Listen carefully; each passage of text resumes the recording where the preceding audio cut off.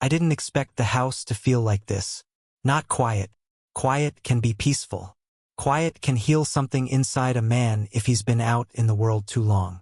I've known that kind of quiet. I've earned it. This wasn't that. This was the kind of quiet that listens back. The kind that presses against your ears until you start hearing things that may or may not be there.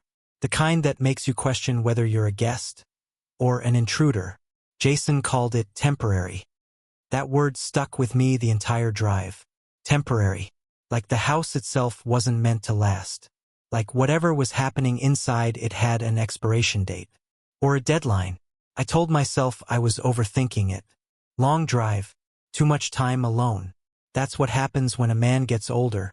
His mind starts filling in gaps that don't need filling.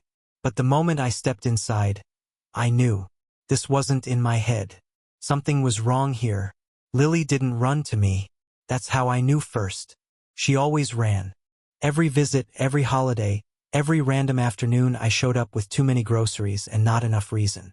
She'd run, full speed, like nothing in the world could stop her. This time she froze, halfway down the hallway, her fingers pressed into the wall like she needed it to stay upright. Her small body stiff, eyes wide. Not at me, past me, toward the kitchen, toward Kara. I followed her gaze slowly, like I didn't want to alert anything. Kara stood there, leaning casually against the counter, watching, smiling. Not a warm smile, controlled one. Lily, she said softly. Just her name, nothing else. Lily flinched. A small movement, barely visible. But I saw it. And once you see something like that, you don't unsee it. Hi, sweetheart, I said. My voice felt heavier than it should have. She nodded. No smile. No step forward. Just obedience. That was the first crack. Jason looked worse. I had prepared myself for stress. Work, bills, family, it wears a man down. I know that better than most. But this wasn't stress. This was erosion. Like something had been slowly wearing him down from the inside, piece by piece, until only the outline remained. His handshake was weak. Not physically weak, hesitant. Like he forgot how much strength to use. Like he didn't trust his own body. Long drive? He asked. I nodded. He nodded back. That was the extent of it. No hug. No relief. No acknowledgement that his father had just driven hours to be here. Just a transaction. Like we were both playing roles neither of us fully believed in. His eyes drifted when he spoke. Never held mine for long. Always flicking somewhere else, doorways, corners, the floor. Avoidance. Or fear. I couldn't tell which yet. Kara stepped in where he failed. She always did. I would learn. Too smooth. Too precise. Let me take your bag, she said, already reaching for it before I answered. Her hand brushed mine. It lingered. A second too long. You must be exhausted, she added. Her voice was warm. Practiced warm. Stay as long as you need. Not we're glad you're here. Not this is your home too. Just stay. Like I was being allowed something. Not welcomed. That difference sat heavy in my chest. That first night stretched. The house settled around me like it didn't want me there. Every sound had weight. Floorboards that didn't creak during the day suddenly spoke at night. Slow. Careful. Like footsteps trying not to be footsteps. I lay in bed staring at the ceiling, counting the seconds between noises. A door opened somewhere down the hall. Soft. Too soft. Closed again. Then silence. Long enough to make me sit up. Then, the garage. Not the full mechanical roar. Just a faint click. The kind of sound you only hear if you're already listening for something. I got up. Walked to the window. Darkness. Stillness. No headlights. No movement. But the air felt disturbed. Like something had passed through it and left no trace. I stood there longer than I should have. Waiting. Nothing came. That was worse. The next day I stopped being a guest. I started observing. Quietly. Carefully. The way you do when you don't trust the ground you're standing on. Lily avoided Kara without making it obvious. She never turned her back fully. Always kept her in peripheral vision. Always stayed within reach of an exit. Children don't do that unless they've learned to. Jason barely ate. That's not an exaggeration. Kara served his plate every time. Controlled portions. Controlled timing. And she watched him. Not like a wife watching her husband. Like a technician watching a process. Waiting. Measuring. When he slowed down, she'd tilt her head slightly. "Not hungry?" she'd ask. He'd force another bite. Always. That detail stayed with me. 3 days. That's how long it took before I found the journal. I wasn't looking for answers. That's the lie I told myself. I was looking for a charger. Something simple. Something normal. But when I opened that closet, I felt it. That pull. Old instincts. The kind you ignore at your own risk. It was buried under blankets. Not hidden deep. Just enough. Just careless enough to seem accidental. But it wasn't. I knew the moment I saw it. My wife's journal. I hadn't touched anything of hers in years. Some things you don't reopen. Some things you let stay buried because digging them up doesn't bring closure, it brings questions. And questions can destroy what little peace you have left. But I picked it up anyway. The first pages were harmless. Dates, notes, fragments of thought. Her handwriting familiar, steady. Then it changed. Abruptly, the pressure of the pen increased. Letters dug into the page like she was trying to carve something permanent. The sentences shortened, then disappeared entirely. And that's when I saw it.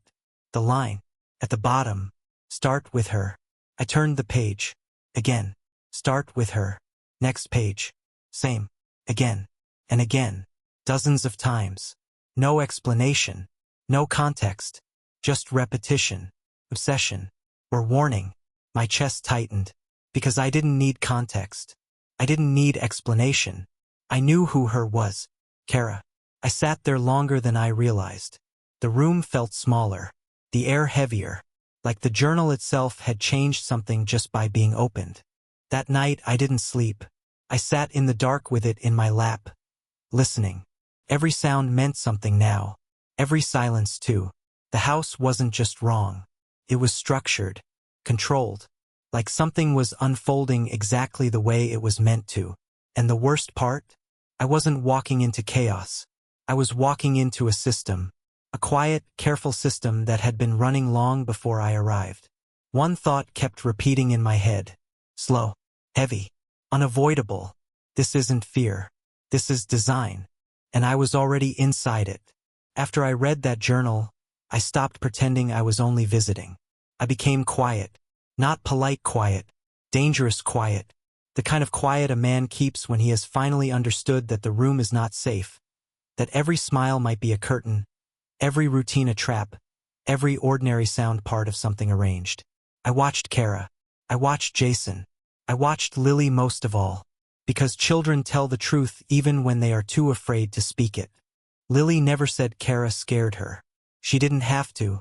Fear had changed the way she moved. She walked through that house like someone crossing thin ice. Slowly. Carefully. Always listening for cracks. At breakfast, Kara placed Jason's pills beside his plate. 2 white tablets. 1 small blue capsule. Jason reached for them without looking. Habit. That was what chilled me. He trusted the routine because routines feel like safety. You wake up. You eat. You swallow what your wife hands you.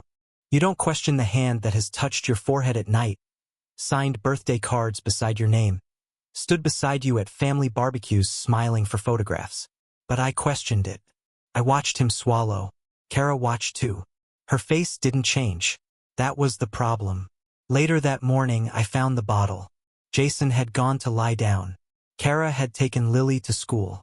The house was mine for 23 minutes. I counted.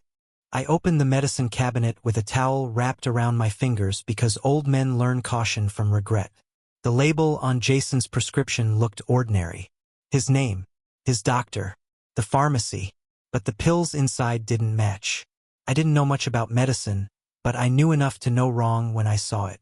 The shape was off. The imprint was different. Small details. Deadly details. I took photos. Then I put everything back exactly as I found it. Because the first rule of discovering betrayal is simple. Do not let the betrayer know you've opened your eyes. That night, the garage clicked again. This time I was ready. I sat in the dark near the hallway, fully dressed, shoes on, breathing through my nose like even my lungs might give me away. At 1:17 a.m., Kara passed my door. No hesitation. No light. She moved like someone who had done this before. The garage door opened softly. Then came another sound. A cabinet. Metal hinges. Something being moved. I didn't follow her immediately. A younger man might have. A stupid man would have. I waited. Patience is not weakness. Sometimes patience is the only weapon you have. When she came back in, she carried nothing. That meant whatever mattered had stayed behind. The next morning, Jason looked worse. He sat at the kitchen table with one hand around a coffee mug he hadn't lifted once. His eyes were glassy, his breathing shallow. "You okay?" I asked. He gave a weak smile. "Just tired," Kara answered before he could say more. "He's been under a lot of stress." Her hand settled on his shoulder. Jason flinched. Small. But I saw it. So did Lily. Her eyes snapped down to her cereal bowl. The spoon in her hand trembled. Kara smiled at me. That smile made something cold move through my chest. The money came next. Jason had always been careful with finances. Not rich, not reckless. Careful. My son believed in savings accounts, paper receipts, and knowing exactly where every dollar went. He used to tease me for keeping old bank statements in shoeboxes, then became the same kind of man. So when I saw unpaid bills on the counter, I knew. Something didn't fit. Jason forgot many things now. Passwords, appointments, whole conversations. But the bills weren't forgotten. They were hidden in plain sight. Kara had stacked them beneath school papers and grocery flyers, like clutter could disguise collapse. That evening, while Jason slept, I asked him gently if he could still log into his accounts. He blinked at me, confused. "I think Kara handles most of that now." Most of that. Those words landed heavy. A man can lose his health slowly, his strength slowly, his memory slowly. But when he loses control of his own money, somebody is usually holding the knife. I waited until everyone slept. Then I checked. Not by breaking in. Jason had given me access years ago in case of emergency. Back then we laughed about it. "When I'm old and useless, Dad," he said, "you can stop me from buying a motorcycle." Now the emergency had arrived. There were transfers. Small at first, then larger. Companies I didn't recognize. Names that sounded real enough to fool a tired man. Consulting, services, holdings, property management. All empty words. All draining him. I printed what I could. Saved what I could. Wrote down dates. The pattern was clear. His body was fading. His money was disappearing. And Kara stood in the center of both. Lily found me before dawn. I was sitting at the dining table with the bank papers spread in front of me. The lamp turned low. My wife's journal opened beside them like an accusation from beyond the grave. She stood barefoot at the hallway entrance, clutching her stuffed rabbit by one ear. "Grandpa!" I closed the journal. Not fast enough. Her eyes moved to it, then back to me. "Did Grandma write that?" I nodded. She came closer, each step cautious. "She knew," Lily whispered. My throat tightened. "Knew what?" Lily looked toward the stairs, then toward the kitchen. Then she reached into the pocket of her robe and pulled out an old phone. Her hands shook so badly I thought she might drop it. "I wasn't supposed to see." She handed it to me. The video was only 26 seconds long. That was enough. Kara stood at the stove with Jason's bowl in front of her. She looked over her shoulder once. Then she took something small from her sleeve and emptied it into his food. No drama, no panic, just routine, like seasoning, like habit. I watched it 3 times. By the 3rd time, my hands were no longer shaking. They were still, too still. Lily was crying silently beside me. "I didn't know what to do," she whispered. I pulled her close. Not too hard. Children carrying terror need gentleness more than protection at first.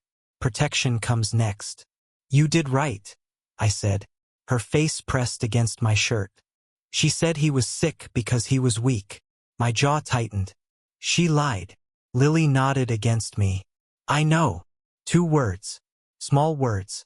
But they broke something in me, because no child should have to know that. I did not confront Kara. That is important. Anger begged me to. Every fatherly instinct in me wanted to walk into that kitchen, put the phone in front of her face, and watch the mask fall. But rage is loud. Evidence is quiet. And quiet wins in court. So I became smaller in the house. Older. Harmless. I let Kara think I was just a grieving widower with stiff knees and tired eyes. I let her see me forgetting where I put my glasses. I asked simple questions. I laughed at things that weren't funny. I made myself easy to dismiss. All while I documented everything.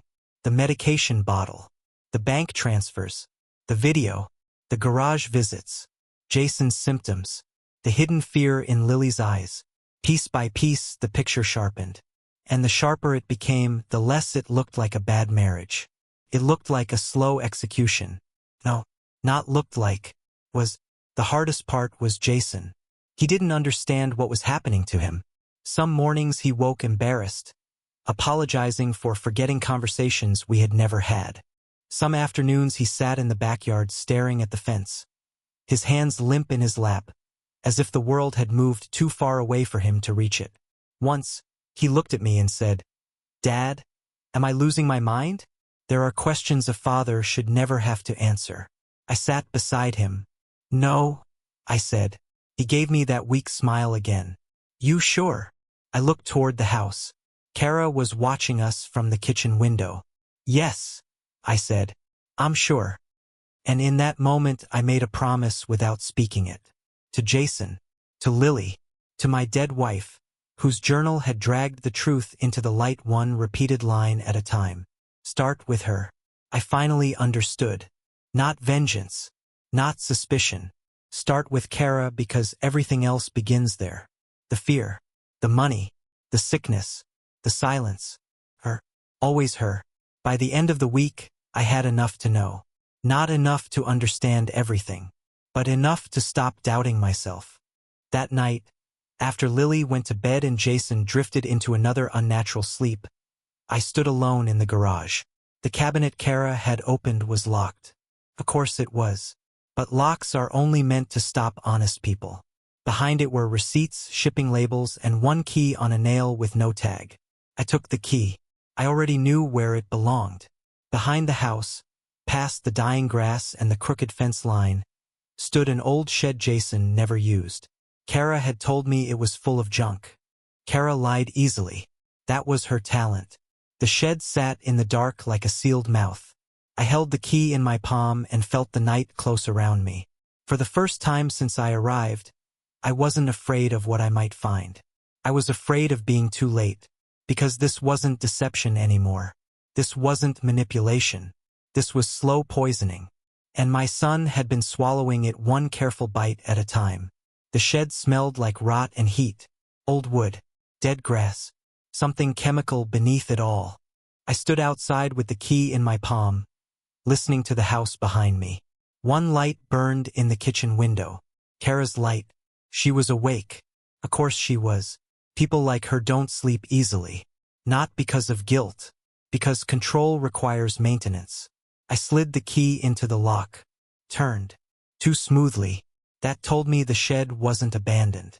Inside, the front half looked exactly as promised. Boxes. Broken tools. A rusted bike. Jason's old camping gear shoved under a tarp. Junk. A lie built out of clutter. Then I saw the wall. Not a real wall. Panel. The kind meant to disappear if you weren't looking for it. I pushed. Nothing. I searched along the frame until my fingers found a latch hidden behind a loose board. Click. The panel opened inward. And the smell changed. Clean. Cold. Wrong. The hidden room was small. Too organized. Shelves lined one wall. Locked cases sat beneath them. Folders were stacked in neat rows. A table stood in the center beneath a hanging lamp, its surface wiped clean, almost shining. There were bottles, tools, printed documents, photographs, not chaos, a system. My stomach turned, but I forced myself to move slowly. I took pictures of everything. Not touching more than I had to. Not breathing too hard. On the far wall were files. Men's names. Dates. Insurance papers. Bank summaries. Medical notes. Jason's file was there too. Thicker than the others. I opened it. My son's life had been reduced to numbers and symptoms. How much he had. How long it might take. What Kara could collect when he was gone. I closed the folder before anger made me stupid. There were other men. That was the part that hollowed me out. Jason wasn't the first. He was only the current one. Kara hadn't married a man. She had selected him. I don't know how long I stood there. Long enough for the truth to settle. Long enough for fear to turn into something colder. Copied what I could. Photographed what I couldn't. Put everything back exactly as I'd found it. Then I left. Quietly. Carefully. The shed locked behind me with the soft click of a coffin closing. When I turned toward the house, Lily was standing by the back door. Barefoot. Pale. Watching me. I crossed the yard and knelt in front of her. "You shouldn't be out here," I whispered. "She knows you're looking," Lily said. For words. That was all. My blood went still. "Did she say that?" Lily nodded. "She said old men get curious before they get buried." I looked past her into the house. The kitchen light was off now. Dark windows stared back at me. Kara had stopped pretending. I made the call before sunrise. Not to confront her. Not to warn Jason. To the police. I told them enough. Not everything. Enough to make them listen. The video. The medication. The money. The hidden room. They told me not to engage. I almost laughed. In that house, every breath was engagement. By afternoon, 2 plane cars had passed the street twice. A detective called from an unlisted number and asked if I could keep Kara in the house that evening. Keep her calm. Keep her present. Keep Jason away from anything she served. Simple instructions. Impossible ones. Because Kara was already unraveling. I could see it. Her movements were too sharp. Her smile came and went like a flickering bulb. She watched Lily with open warning now. And Jason, poor Jason, could barely stand. He sat in the living room while the sun went down, his face damp with sweat, asking twice what day it was. Kara brought him soup. I stepped between them. "I'll take that," I said. Her eyes lifted to mine. For the first time, she didn't smile. "No," she said. "You won't." The room changed. Even Jason felt it. "Dad?" he murmured. I didn't look away from Kara. "Jason, don't eat anything." Kara laughed once. Small. Dry. "You really think you understand what's happening here?" "No," I said. "I think I finally stopped underestimating you." Her face hardened. Lily appeared in the hallway. I held up one hand, warning her to stay back. Kara saw the motion. Her eyes narrowed. "You dragged a child into this." "No," I said. "You trapped one in it." Then she moved. Fast. Not toward me. Toward the drawer beside the stove. I was too slow. By the time I stepped forward, the gun was already in her hand. Small. Black. Steady. Jason tried to stand and nearly fell. Lily made a sound behind me. Not a scream, something smaller and worse. Kara pointed the gun at me. "Sit down," she said. Nobody moved. "Sit down."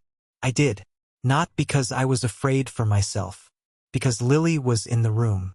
Because Jason was swaying between consciousness and collapse. Because heroes get people killed when they confuse courage with noise. Kara backed toward the counter, eyes moving between us. "You should have left it alone," she whispered. I looked at her. "You should have left my son alone." For 1 second, something like rage crossed her face. Not fear. Not shame. Rage. As if I had offended her by surviving the truth. Jason staggered forward. "Kara, what is this?" His voice broke on her name. That hurt more than the gun. Because even then, some part of him still wanted an explanation that didn't destroy his life. Kara looked at him with almost pity. "You were supposed to sleep." He stared at her. The words didn't land at first. Then they did.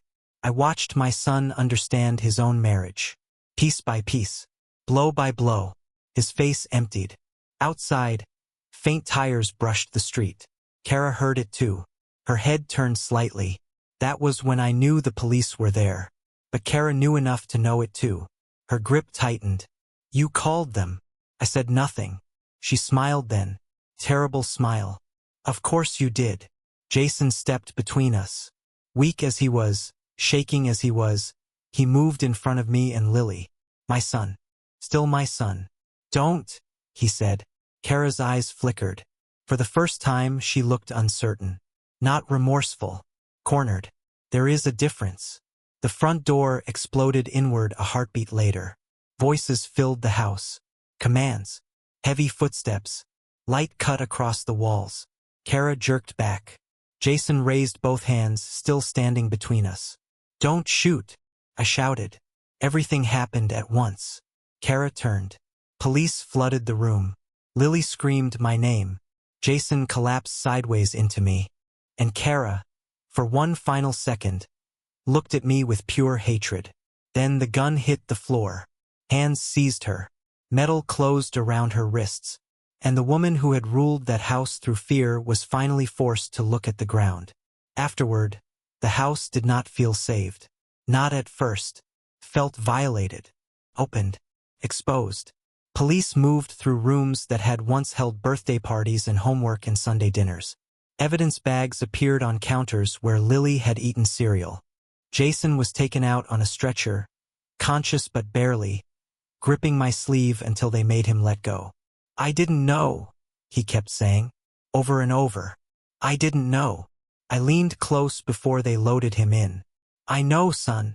His eyes filled. Not with fear, with shame. That broke me, because he had nothing to be ashamed of. Trust is not stupidity. Love is not weakness. But betrayal makes victims feel guilty for having believed. Kara was led past US in handcuffs. She didn't look at Jason. She looked at Lily. That was her mistake. I stepped into her line of sight. No, I said quietly. Just one word. She smiled like she still owned some piece of the room. But she didn't. Not anymore. The officers took her out. And the door closed behind her. For the first time since I arrived, the house exhaled. Not peace. Not yet. But release. A beginning. A crack in the dark where air could finally enter. And in my pocket, folded against my chest, was my wife's journal. One line still burning through every page. Start with her. We had. And now she was gone. The house didn't feel like a home after that. Not right away. People think justice brings relief. That once the threat is gone, everything settles back into place. Like dust after a storm. They're wrong. The storm doesn't leave. It just moves inside you. Jason survived. That's what the doctors said. Survived. Not recovered. Not healed. Just survived. They explained it in careful words, the kind meant to soften impact but never really do. Prolonged exposure. Low doses. Substances that accumulate instead of striking all at once. His body had been fighting a slow war without ever knowing the enemy. His liver had taken damage. His nervous system too. That explained the shaking. The confusion, the fading memory. They said if it had gone on longer, they didn't finish that sentence. They didn't have to. I finished it for them in my head. I sat beside his hospital bed for hours that blurred into each other. Machines breathed with him. Slow, measured, artificial in a way that made my chest tighten every time I heard the rhythm. He looked smaller there. My son, the man I raised. Reduced to tubes and numbers and careful observation. Sometimes he slept. Sometimes he stared at the ceiling like he was trying to piece together a life that no longer made sense. Once, late at night, he turned his head toward me. Dad? His voice was thin, like it had to travel a long distance just to reach me. I'm here, I said. He swallowed. Was it real? There are questions that don't deserve gentle answers. But I gave him one anyway. Yes. His eyes closed. A tear slipped out. Just one. That was worse than anything else. Kara didn't fight the charges. Not the way I expected. No screaming. No denial. No desperate lies. She sat in that courtroom like she was bored. Like this was all just another process she had already accounted for. They found everything in the shed. The files, the chemicals, the records of other men, insurance payouts, transfers, patterns. It wasn't suspicion anymore. It was proof. Cold, complete, final. The prosecutor called it calculated, premeditated, a system. I called it something simpler. Hunger, not for money, for control, for the quiet power of deciding who lives slowly and who doesn't. Lily didn't go back to that house. Neither did I. We packed what mattered while the police were still processing the scene. Clothes, photos, a few toys she refused to leave behind. The rest stayed. Let it rot. Some places don't deserve to be lived in again. They deserve to be forgotten. The first night away, Lily didn't sleep. She sat on the edge of the bed in the small apartment I rented, her hands gripping the blanket like it might disappear if she let go. I can hear her, she whispered. I sat beside her. You're safe. She shook her head. Not outside. In here. She tapped her temple. That broke something in me, because poison doesn't just live in the body. It lingers in the mind, in the habits, in the fear that doesn't know where to go once the danger is gone. I pulled her close. You won't always hear her, I said. She didn't answer, but she leaned into me, and that was enough for that night. Jason took longer. Recovery is a slow thing, ugly, frustrating. He had to relearn parts of himself. Simple things, focus, memory, trust. That last one was the hardest. He questioned everything. Food, people, his own thoughts. Once, during a visit, he pushed a glass of water away. Did you pour this? He asked me. I nodded. He studied it for a long time, then drank. That moment stayed with me, because trust, once broken like that, never comes back whole. Comes back in pieces, carefully, painfully, and sometimes not at all. We didn't talk about Kara much. Not directly. Her name became something we stepped around, like broken glass on the floor. Still there, still dangerous, but not something you touch unless you're ready to bleed again. Lily asked once, is she coming back? No, I said. Ever? No. She nodded. Then she asked the question I wasn't ready for. Did she ever love us? I didn't answer right away, because children deserve truth. But not all truths are the same. Some heal, some scar. I chose carefully. She needed you, I said. But that's not the same as love. Lily thought about that. Then she looked down at her hands. I don't think I needed her. I nodded. That's okay. Months passed. Jason got stronger. Not the same. Never the same. But stronger. He laughed again once. Surprised both of us. We were sitting outside the clinic after one of his appointments, and I said something stupid, on purpose maybe, and it slipped out of him. A short laugh. Real. He looked at me like he didn't recognize himself. I didn't say anything. I just let it exist. Moments like that don't need words. They need space. The journal stayed with me. I kept it in a drawer beside my bed. Not hidden. Not displayed. Just present. Some nights I opened it. Read those pages again. Start with her. Over and over. I used to think it was a warning. Now I understood. It wasn't just about Kara. It was about seeing clearly. About not ignoring the first crack. Not dismissing the small fear. Not explaining away what doesn't feel right just because it's easier to believe everything is fine. My wife had seen something before she died. Something I missed. Something I didn't want to see. And it almost cost my son his life. The day Jason came home for good, the air felt different. Not light, but honest. No hidden movements. No controlled smiles. No quiet fear slipping through the walls. Just space. Real space. He stood in the doorway of the apartment, looking unsure. Like a man stepping into a life he didn't recognize anymore. Lily ran to him. This time she didn't hesitate. She wrapped her arms around him and held on. Tight. Jason froze for a second. Then slowly, carefully, he hugged her back. And something settled. Not healed. Not fixed. But settled. We didn't celebrate. There was nothing to celebrate. We survived. That was all. And sometimes, that has to be enough. I sit with that question now more than anything else. In the quiet moments. In the spaces where the house used to feel wrong and now just feels empty. I think about the journal. About the signs. About how long I ignored the unease because it was easier to trust than to doubt.